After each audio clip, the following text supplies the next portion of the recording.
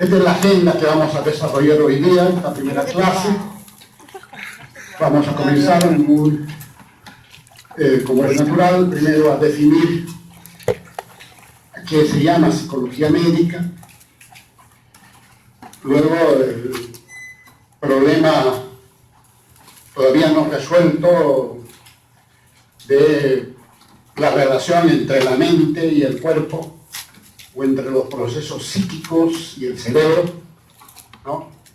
Y finalmente un panorama en relación a los conceptos de salud y enfermedad, ¿no? Entonces, primero comenzaremos revisando, pues, a qué entendemos por psicología médica. Lo primero que tenemos que indicar aquí es que este es un tema relativamente reciente. No siempre ha existido psicología médica, ¿no? Puede hablarse, de acuerdo a Conde López, que es uno de los teóricos que trabaja esto, como que hay 3 etapas en el desarrollo de la psicología médica. Todo después de la mitad del siglo pasado. O sea, no tiene ni 100 años, ¿no? Por eso decimos una disciplina relativamente joven. Y comienza esto a partir de 2 posturas. Uno desde una postura filosófica y 2 desde una postura médica. Como terminan coincidiendo. Gregorio Marañón, probablemente pues uno de los médicos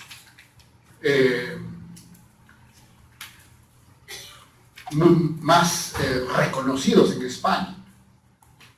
Saben que el principal hospital en Madrid es Gregorio Marañón, en honor a este médico eminente, ¿no? Un gran internista, ¿no? Un médico en realidad enciclopedista. Y él, ¿de qué se comenzó a preocupar? Se comenzó a preocupar de que los médicos muchas veces no tomábamos en cuenta los aspectos humanos del paciente. Ya vislumbraba lo que ahora probablemente es el principal problema en la medicina, que es su deshumanización, que es su excesivo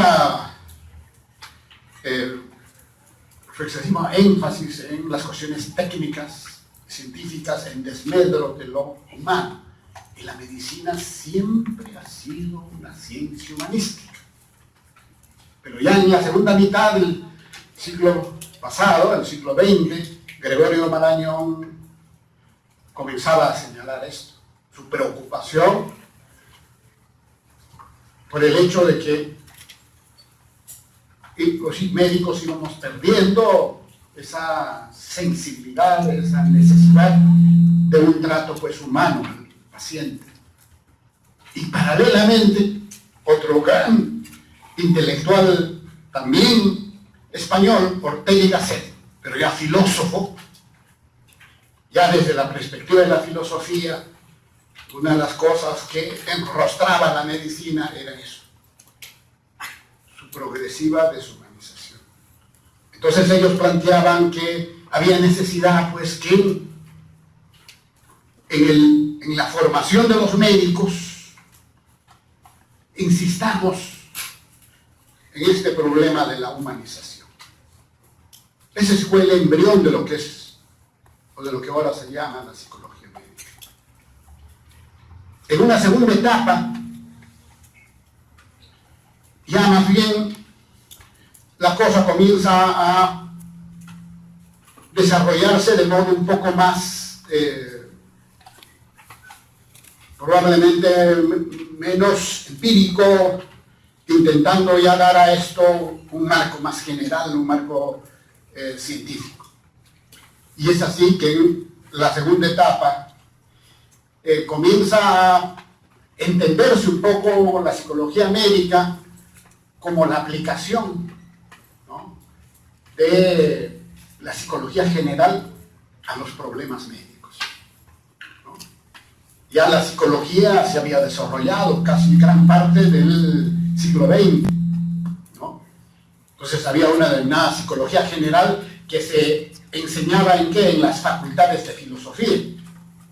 En esa época la psicología pertenecía a la filosofía. Entonces, en las universidades, la psicología se enseñaba, pues, en las facultades de filosofía.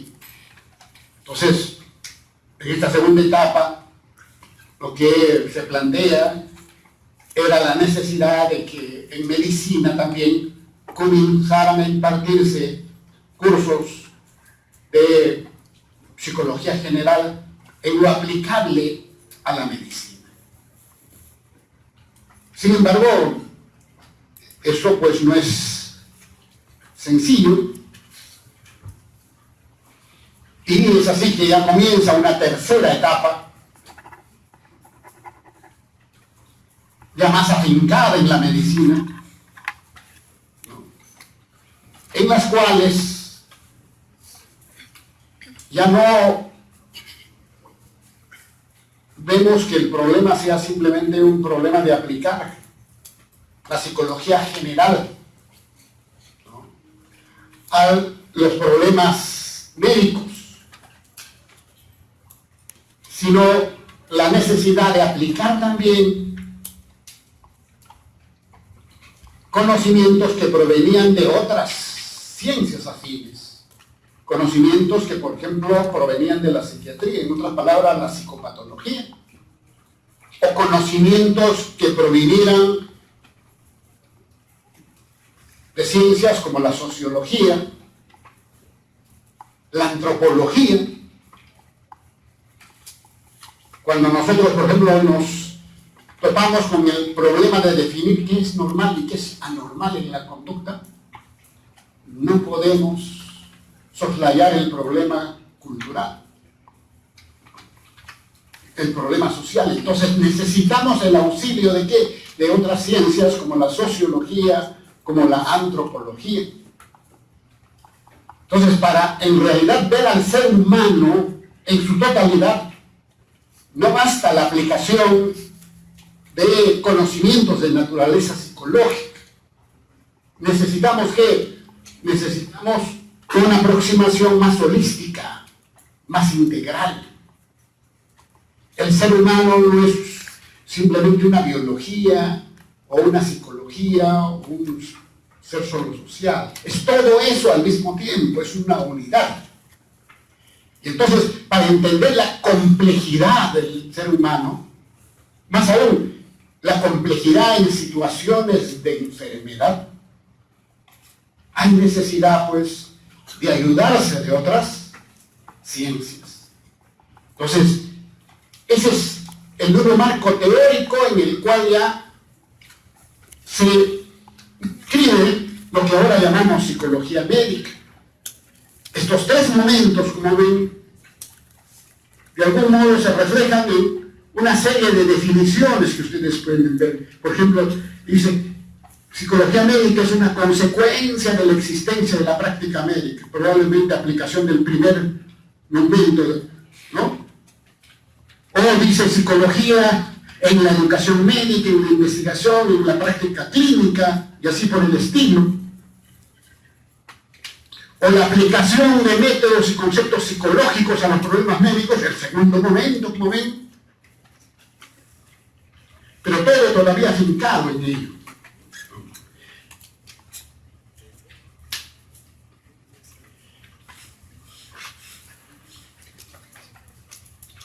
Pero hemos dicho, nosotros no podemos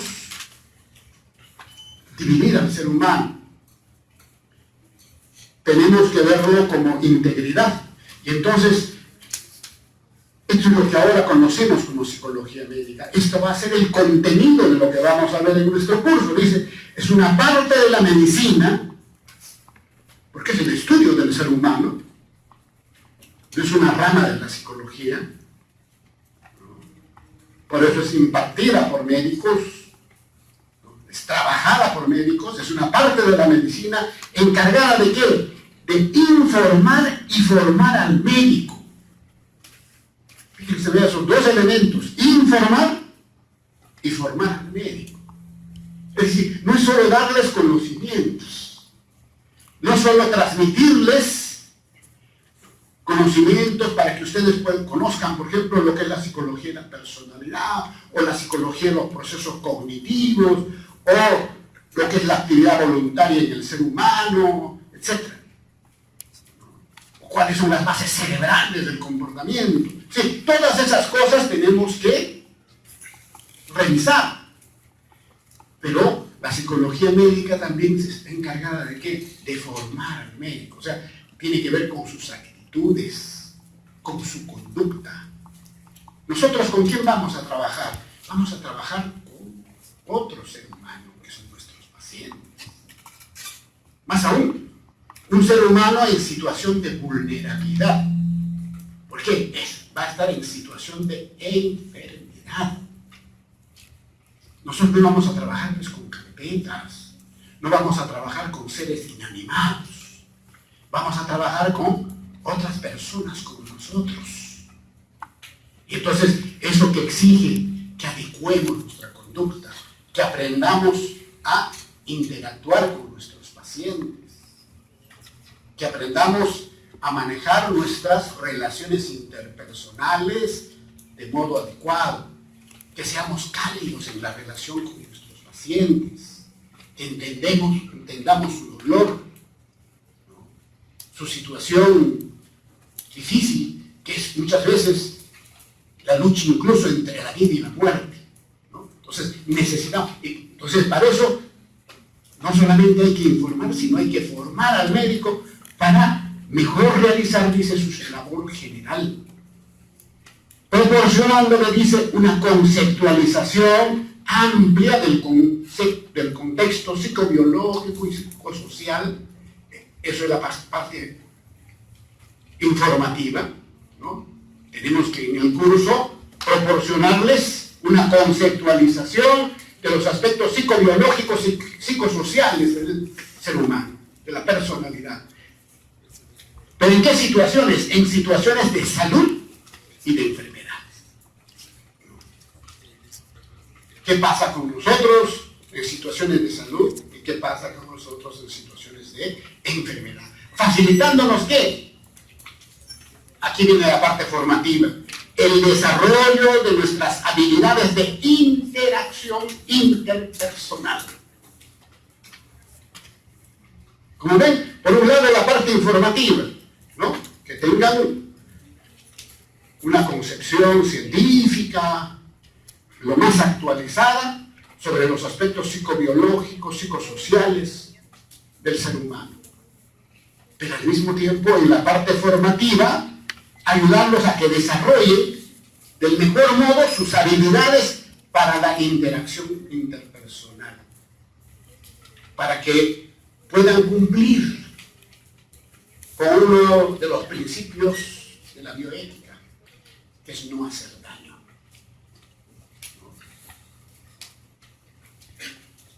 Cumplir con el otro gran principio de la bioética, ¿cuál es? El principio de la beneficencia, de hacer el bien. Entonces, para hacer el bien necesitamos conocer por un lado, pero también necesitamos usar del mejor modo nuestras habilidades interpersonales. Entonces, de eso se ocupa la psicología médica. Entonces, esas son pues las dos funciones de la psicología médica. La función formativa y la función informativa.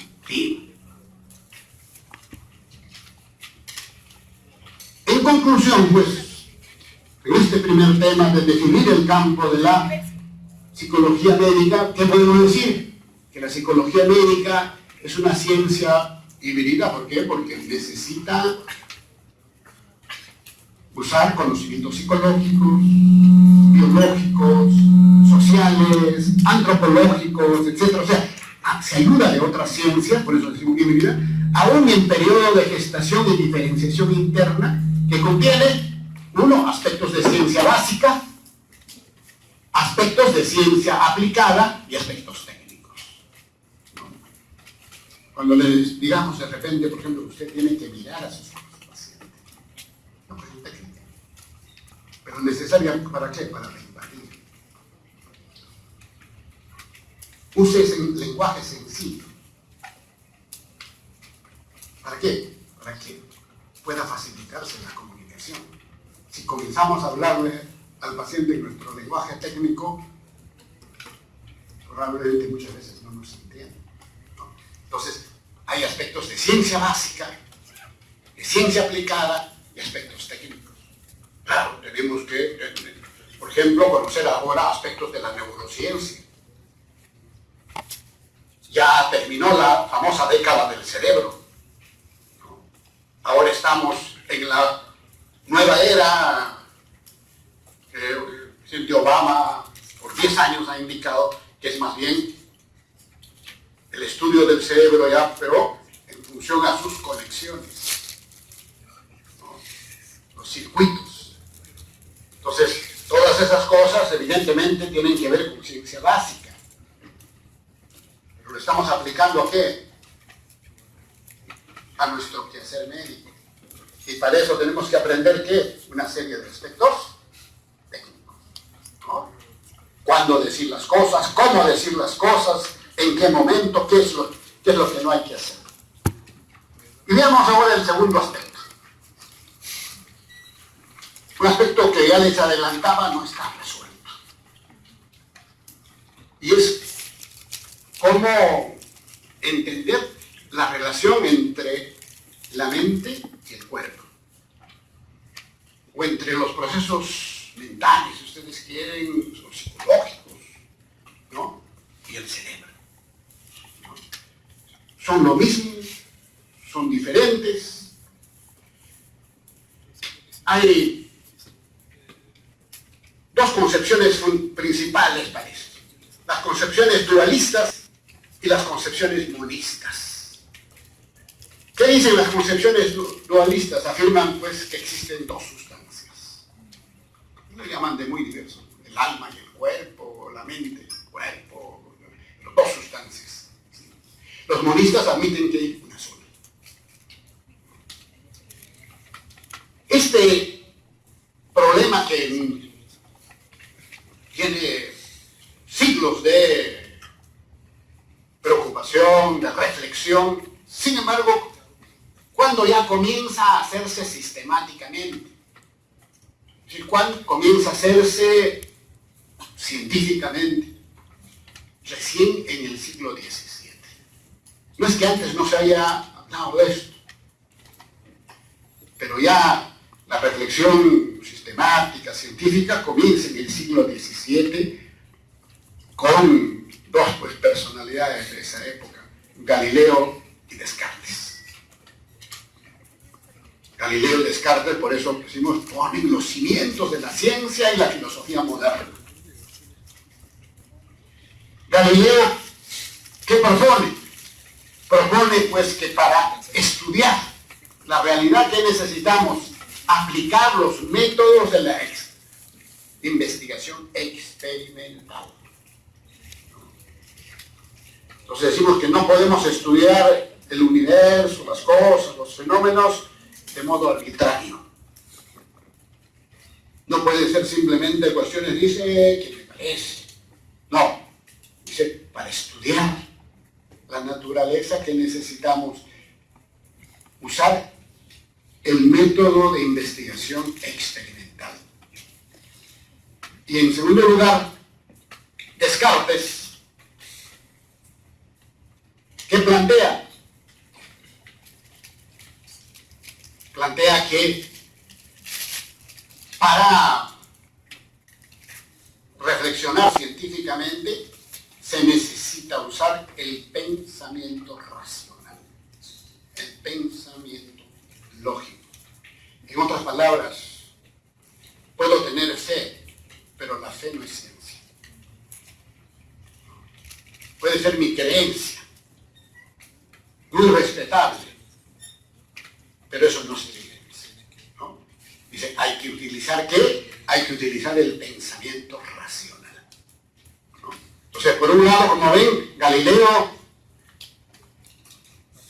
investigación a través del método experimental, y Descartes, el uso del pensamiento racional. En ese sentido, como entenderán, pues Descartes elimina la noción clásica del alma, ¿no? Y establece pues que hay una distinción radical entre el alma y el cuerpo, que son dos sustancias distintas, ¿no?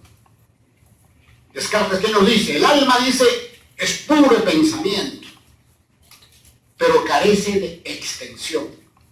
O sea, no puede estar localizada, por ejemplo, como esta carpeta. Esta carpeta tiene extensión. Puede ser ubicada en el espacio, ¿no?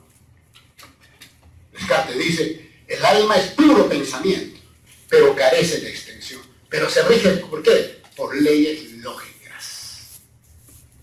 Lo que se llama el pensamiento racional, ¿no? En cambio, dice, los cuerpos, mente y cuerpo, por eso habla, los cuerpos en cambio son extensos y se rigen por causas puramente mecánicas, pero que son incapaces por completo ¿de qué? De pensar, ¿no? Entonces se rigen por leyes mecánicas. Hay una fuerza que lo está movilizando, por ejemplo, está localizado en el espacio, se da en un determinado tiempo, etcétera, ¿no? Pero son incapaces de pensar. Por lo tanto, dice, alma y cuerpo son dos sustancias de naturaleza totalmente distintas y se encuentran separadas. Eso es lo que plantea Descartes.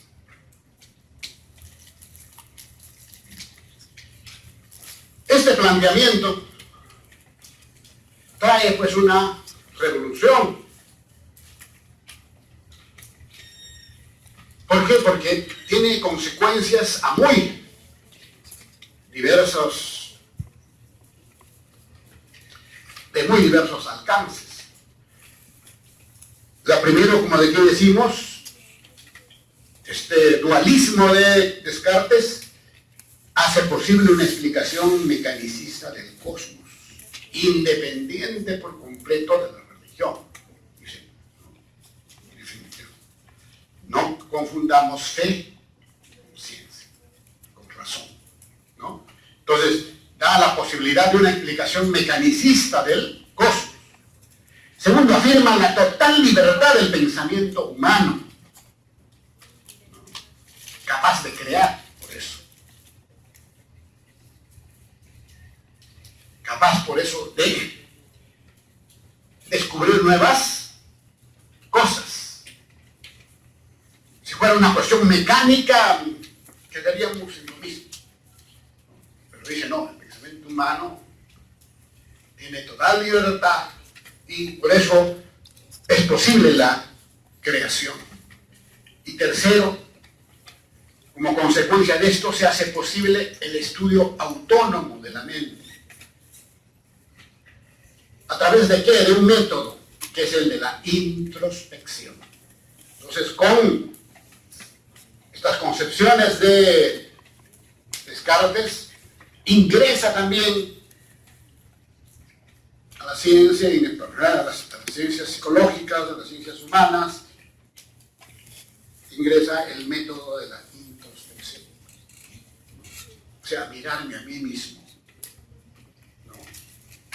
Muchas técnicas terapéuticas, por ejemplo, están basadas en ello, si no hubiera existido el psicoanálisis, ¿no? O no podríamos hacer psicoterapia si es que no pudiéramos tomar cuenta de nuestros propios pensamientos, de nuestros propios sentimientos, de nuestros deseos, de nuestras fantasías, etc. Que todo eso pertenece al mundo subjetivo. Entonces, ¿cómo explorar el mundo subjetivo? A través de la introspección. Yo puedo tomar un electroencefalograma y determinar quién puede estar soñando. Van a haber cambios en bioeléctricos perfectamente perfectamente claro, pero lo que no puedo determinar es qué está soñando ese sujeto.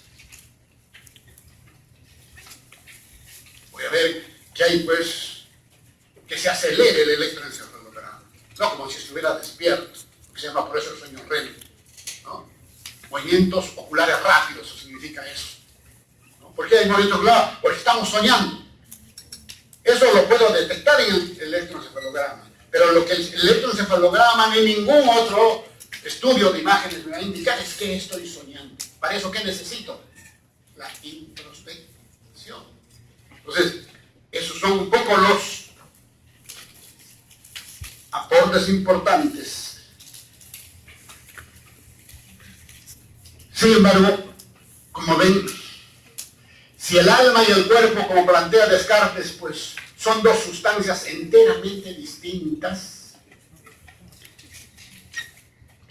tenemos que explicar entonces cómo las afecciones del cuerpo, cómo las alteraciones del cuerpo, del cerebro, si ustedes quieren, pueden producir ideas en la mente. O cómo las ideas de la mente pueden producir problemas en el cuerpo. Entonces, esa es una tarea.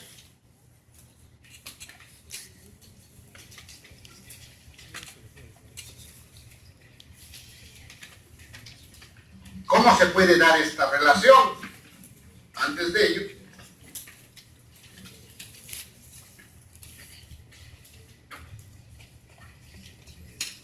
ya desde su inicio, este planteamiento del dualismo de Descartes comienza a ser, a recibir críticas por las dificultades, pues, para explicar esta relación, ¿no?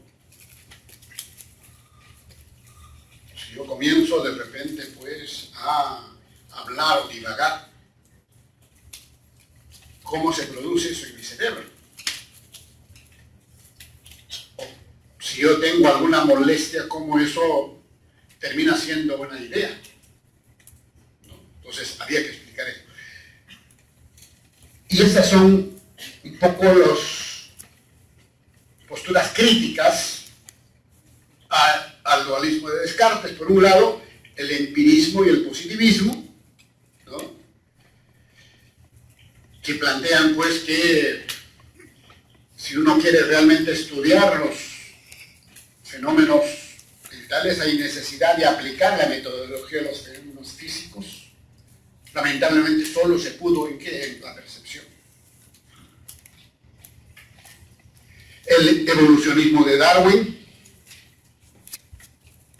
Darwin enseña que hay un proceso de la evolución, y entonces la diferencia entre el hombre y el animal no es, pues, tan grande como pensamos, no son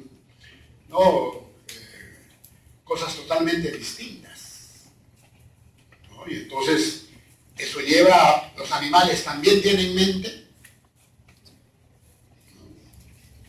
Y el psicoanálisis de Freud, que planteó, pues, que gran parte de las cosas que hacemos son consecuencia de fenómenos inconscientes, o sea, no sabemos por qué lo hacemos. O sea, somos ignorantes, ¿no?, de los principales determinantes de nuestra conducta, ¿no? Porque son inconscientes, ¿no? Entonces, ¿cómo se intentó de algún modo responder a estas interrogantes? El mismo Descartes hizo un primer intento realmente criticable. ¿Por qué? Porque Descartes planteó, pues, que la glándula pineal era la zona o el órgano que establecía esta comunicación entre el alma y el cuerpo. Pero eso era un contrasentido, ¿no? La glándula pineal es una estructura extensa, que puede ser localizada. Entonces, eso implicaría, pues, que había una sustancia que sería pensante y extensa a la vez. Eso va, pues, contra su propia teoría. Luego de eso se han intentado hacer otras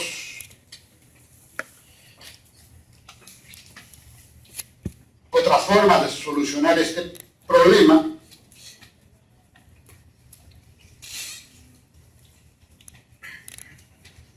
Pero probablemente la posición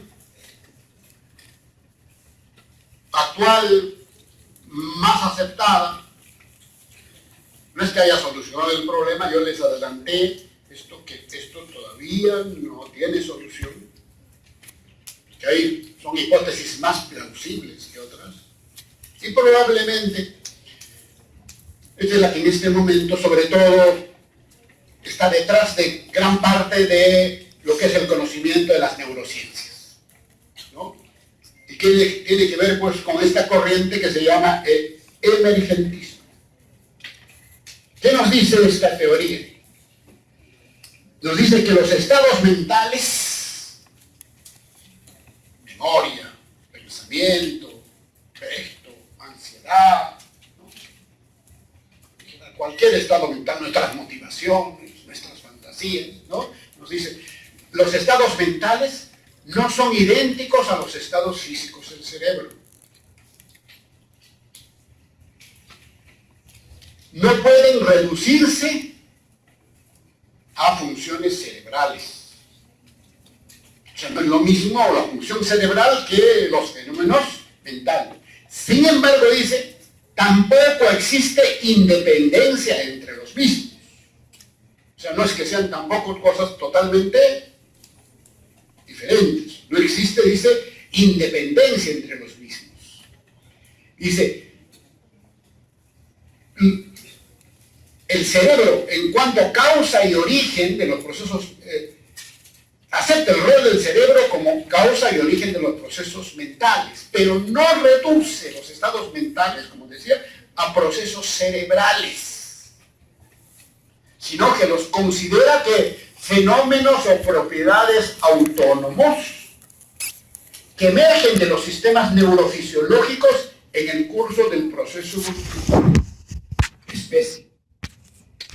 Cuando veamos, por ejemplo, actividad voluntaria, afectividad, etc., vamos a ver cómo al inicio estos son simplemente procesos así generales, específicos, y cómo poco a poco en el curso de la evolución esto va cambiando. Por ejemplo, nadie nace pues con actividad voluntaria. La voluntad es consecuencia. Pero para eso, ¿qué se necesita? Se necesita, entre otras cosas, que las funciones cerebrales estén indemnes, tengan un adecuado desarrollo. Pero la voluntad o el pensamiento o el afecto se reducen a simplemente hechos cerebrales. No, los hechos cerebrales, las funciones cerebrales, los procesos cerebrales, los procesos neurobiológicos son necesarios para explicar los fenómenos mentales. Pero los fenómenos mentales no se reducen a procesos neurobiológicos. Son necesarios a tener en cuenta para su explicación, pero no agotan los procesos mentales. Eso es lo que, en otras palabras, los procesos mentales son una especie pues, de epifenómenos de los procesos cerebrales. En este planteamiento, por eso, los procesos mentales son distintos a los procesos neurológicos o neurobiológicos, pero emergen de esto, por eso se llama emergentismo. No pueden ser explicados solo a partir de la organización, estructura y funcionamiento del cerebro. Si no, bastaría saber neuroanatomía, neurofisiología para poder explicar esto, ¿no? Pero al mismo tiempo no existe independencia absoluta entre ellos. Entonces, en ese sentido, al estudiar el cerebro, necesitamos distinguir pues, entre las micropropiedades y las macropropiedades. Las micropropiedades, ¿qué tiene que ver? La estructura y funcionamiento de las neuronas. Vamos a hacer conmigo mismo un tema, por ejemplo, que es neurobiología de la conducta. Ahí vamos a ver un poco la estructura y funcionamiento del sistema nervioso como base para los procesos mentales. Pero hay que distinguir esto de las macropropiedades, que tiene que ver con qué, con la estructura y funcionamiento de los procesos mentales. ¿Por qué usted sueña una cosa y yo otra? Eso no lo vamos a poder explicar a partir de la biología. Eso lo vamos a poder explicar a partir de qué? A partir de nuestra experiencia psicosocial, a partir de qué? De la manera como hemos sido criados, de la manera como, de qué lugar provenimos, ¿no? ¿Por qué antes de repente los pacientes psicóticos, por ejemplo, decían que los estados paranoides, que la CIA los perseguía? Ahora ningún paranoide habla de la CIA. Ahora habla de repente, pues, de los senderistas o habla de otras cosas, ¿no? ¿Por qué? Porque en ello, en el contenido de nuestra psicopatología o de nuestros pensamientos, influyen ya otros factores.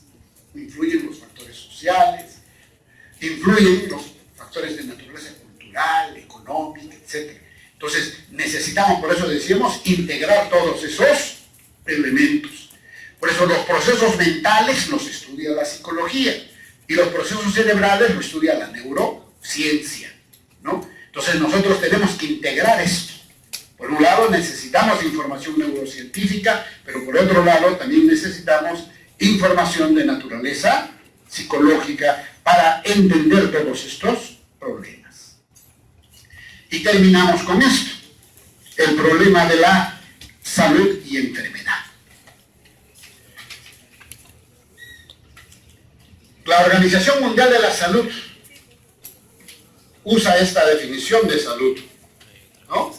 Dice, es el estado de completo bienestar físico, psíquico y social. Y no solamente la ausencia de enfermedad o invalidez. O sea, podemos no tener de repente una enfermedad, pero de repente eso no significa que tengamos buena salud. O sea, no es... De repente tenemos estilos de vida, pues, degradantes, tenemos de repente formas de interactuar poco saludables, ¿no? Estrictamente no hablamos de enfermedad, pero eso no significa que estemos bien, que seamos saludables. Por eso dice estado de bienestar físico, psíquico y social. Esto, el hecho de que no haya pues esta cuestión simplemente como peyorativa de salud o enfermedad, nos habla pues que en realidad las relaciones entre la salud y la enfermedad son muy complejas por un lado, y por otro lado tampoco son muy claras. Los límites exactos entre salud y enfermedad son difíciles de determinar. Más aún, ha cambiado.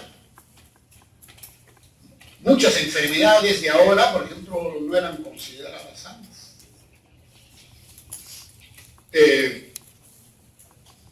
La fibromialgia, por ejemplo.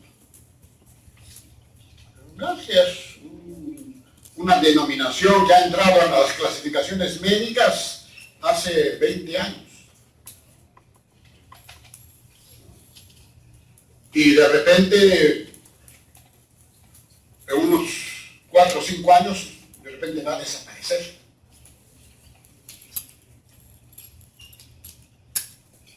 Porque hay críticas serias en eso. O el problema del duelo.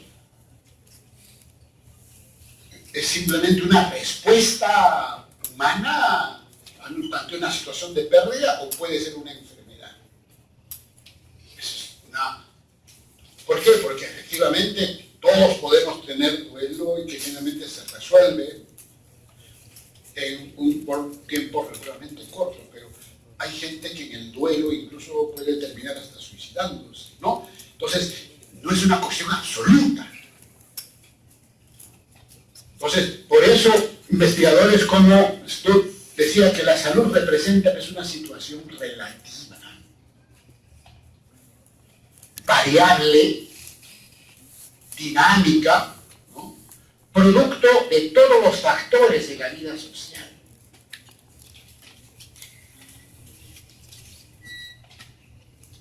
La epilepsia no siempre ha sido considerada una enfermedad. Ahora nos parece, ¿no? Algunos epilépticos incluso fueron quemados en la Edad Media porque muchos consideraban pues, que estaban poseídos por el demonio. En otras culturas al revés, pensaban que eran una especie de mensajeros de Dios, ¿no? Y más bien es una cuestión medio sagrada, por eso algunos le llaman mentalidad sagrada, ¿no? Todo eso que nos habla que los conceptos de salud y enfermedad son pues relativos, variables, dinámicos, ¿no? Y están influidos por todos estos elementos, ¿no?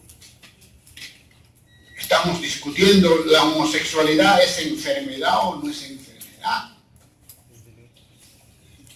Las diversas disfunciones, o sobre todo las denominadas parafilias, ¿son enfermedades o son simplemente formas de estar en el mundo? ¿No?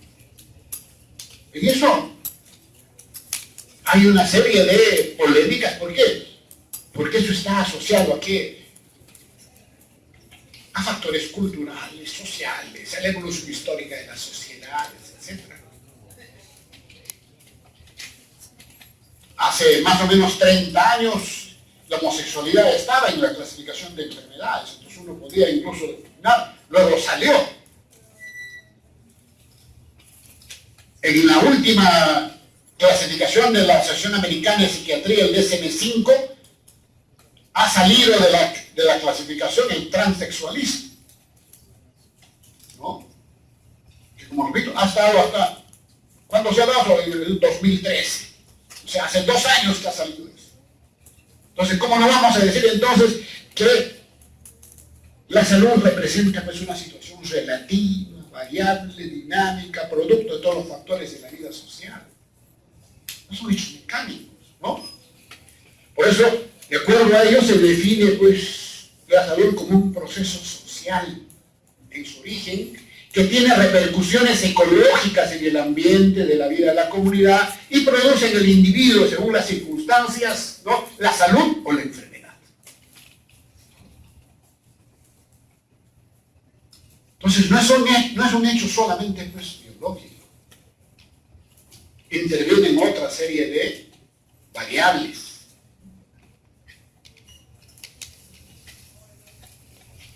En ese sentido,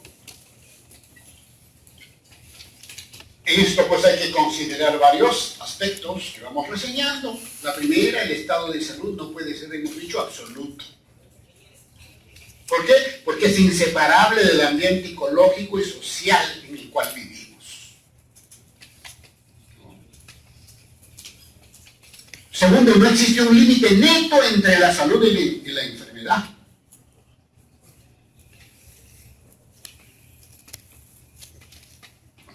Hace pocos años fuimos sorprendidos una mañana cuando un grupo de gente desvió un avión y voló las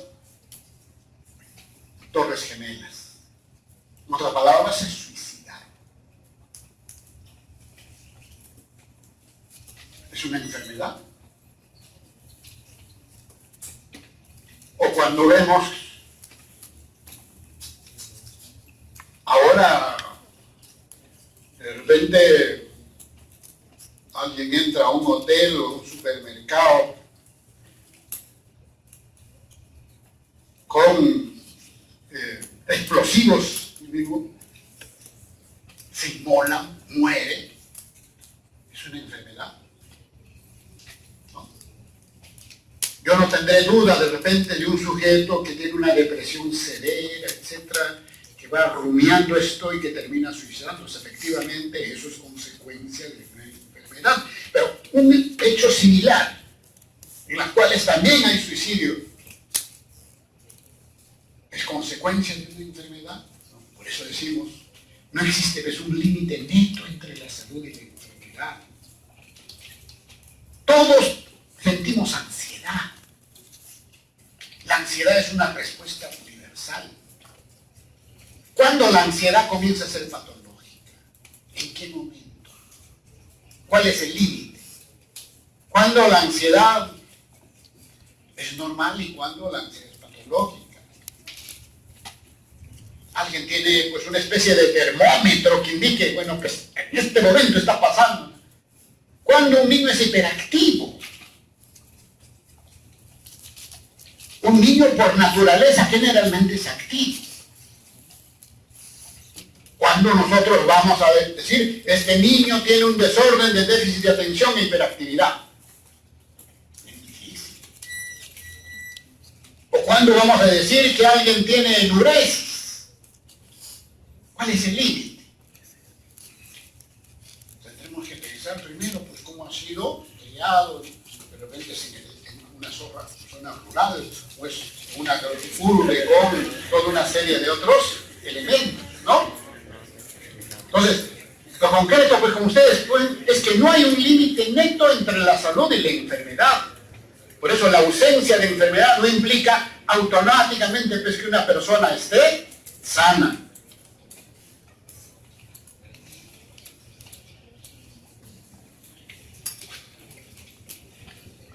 Y se hace más complejo, ¿por qué? Porque en la salud hay por lo menos 3 componentes que nosotros tenemos que considerar. Queremos disecarlo, ¿no? Es una unidad, pero por razones didácticas podemos disecarlo. Por un lado hay un componente subjetivo. Yo me puedo sentir bien o mal. Muchas veces digo, me siento mal, pero en realidad estoy enfermo. De repente sí, de repente no. Hay un componente subjetivo. Ustedes mismos en su ambiente familiar pueden ver cómo vivencian el dolor diversos miembros. Hay gente que de repente es muy estoica. No, caramba, parece que tuvieran un aguante para el dolor. ¿No? Por eso muchas veces las mujeres nos dicen, pues, si ustedes parieran, vieran, en realidad probablemente se mueren, ¿no? Hay un componente subjetivo. Hay gente que incluso tiene pues, un umbral muy bajo, cualquier cosa lo experimenta, lo vivencia con gran magnitud. Hay gente que tiene que estar, como se dice, muy mal para que pueda quejarse. Hay siempre un componente subjetivo. Evidentemente hay un componente objetivo. Puedo hacer pues una biopsia, puedo hacer una imagen cerebral, puedo hacer una ecografía, etcétera. Es decir, una serie de elementos que me dan opción para ver si la persona está enferma o está sana. Pero también hay un componente psicoecológico social. Por eso les decía, muchas cosas podrán pues ser juzgados si son normales en función de qué, el grupo cultural al cual uno pertenece, a la época en que uno ha vivido. Podemos juzgar igual, por ejemplo, a los musulmanes que a nosotros. Tenemos pues, culturas un poco diferentes. Entonces, todos estos elementos hacen pues, ¿no? Que veamos que la salud y la enfermedad son complejas. Finalmente, también es necesario, decimos, comprender la evolución del vínculo entre salud e enfermedad, ¿no? Tomando en cuenta que a sus protagonistas, que es la salud y la enfermedad para el paciente, que es la salud y la enfermedad para la familia, y que es la salud y la enfermedad para nosotros. ¿No? Por lo menos para cada uno de estos elementos genera tareas distintas. ¿No? Se vive de modo diferente. ¿No? cómo vivimos nosotros, las situaciones en las cuales tenemos que atender a nuestros pacientes y cómo viven esto nuestros pacientes o cómo viven sus familias. Entonces, hay cosas pues diferenciadas. Esto probablemente lo conocen los famosos determinantes de la salud, ¿no? Pero donde dice pues que los principales determinantes son, primero dice el estilo de vida, que es el determinante que más influye en la salud y el más modificable, pero sobre el cual trabajamos menos, sobre el cual invertimos menos, ¿no? Por eso los seres humanos somos pues irracionales, ¿no? ¿Cuánto de sentido común nos falta? Si pusiéramos por lo menos una dosis un poquito más de sentido común, el mundo probablemente sería diferente, ¿no? Este es el principal determinante de la salud, el estilo de vida, ¿no? Pero es el que menos, pues, como comemos, hacemos ejercicios, hay recreación, espacio para el descanso, etc. Todas esas cosas tienen que ver con estilos de vida. Son los que más influyen en nuestra salud. Son los que más podemos incluso modificar. La genética no podemos modificar. Pero generalmente usamos poco. La segunda es la biología, ¿no? Esto no lo podemos pues, modificar. Y otras veces hacemos inversiones fundamentales, muchas veces en esto. El sistema sanitario es el que probablemente menos influye en la salud y es sin embargo el que más recursos económicos recibe. Nosotros mismos nos estamos preparando ¿para qué? Para curar. No estamos preparándonos para prevenir.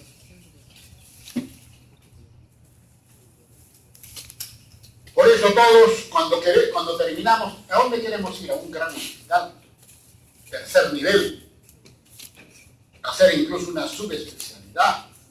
Y sin embargo hablamos y decimos, bueno, ¿qué pasa con los puestos de salud, si toda el área de primer nivel?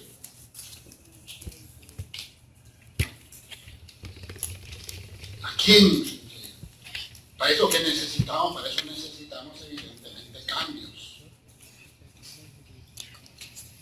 Y para eso no se necesita ser socialista y cosas por el estilo. Veamos qué pasa pues en los países nórdicos, qué pasa en la propia Inglaterra, ¿no?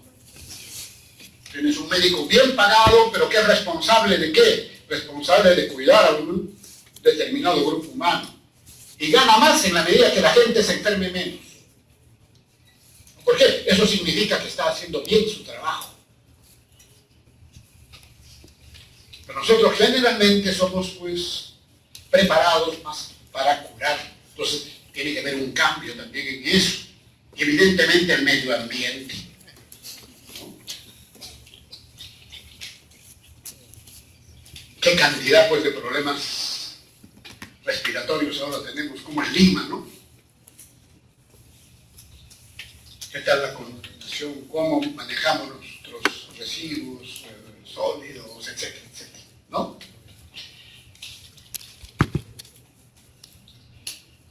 Y con esto termino. Fíjense, vean, hace mucho más de un siglo, Paul Bernard, quien nos decía,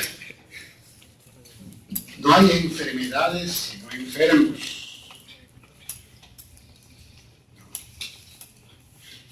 Y eso debemos repetirnos todos los días. Ese es el principal problema de la medicina de hoy. ¿De qué se queja la gente? Se queja la gente que no los tratamos bien. Se queja la gente de que muchas veces no los escuchamos, no los explicamos. Y probablemente eso lo vivenciamos más cuando nosotros mismos nos enfermamos.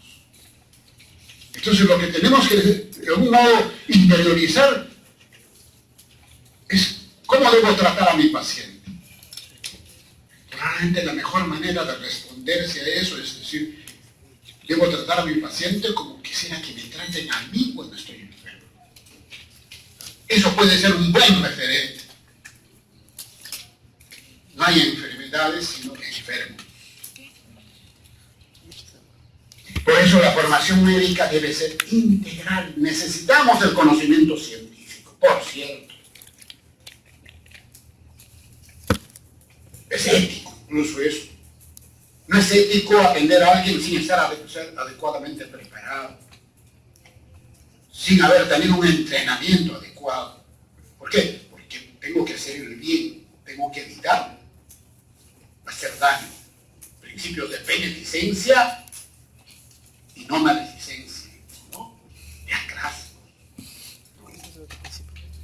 Pero también debemos saber comprender y relacionarnos con las personas, con nuestros pacientes. Entonces, tenemos pues que conjugar ambos. Ser gente preparada, estudiosa, científico, pero al mismo tiempo gente humana, cálida,